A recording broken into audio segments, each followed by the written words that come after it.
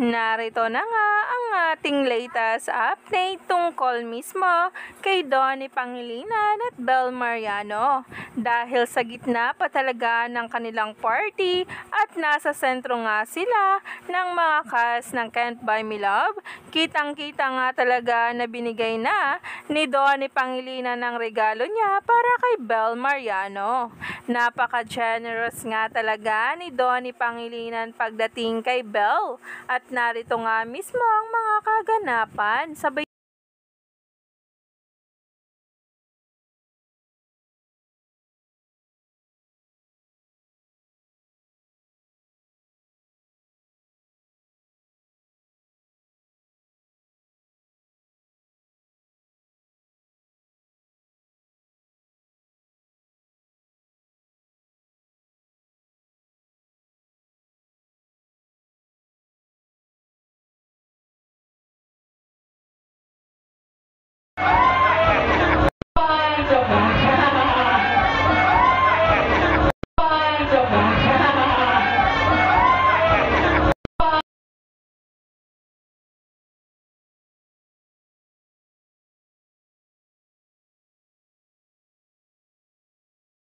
grabe nga ang kilig ng marami nang makita nga talaga ang pagkaklingi ng dumbbell at ang bracelet kung saan ay sinasabi nga raw na regalo ni Donnie Pangilinan dito.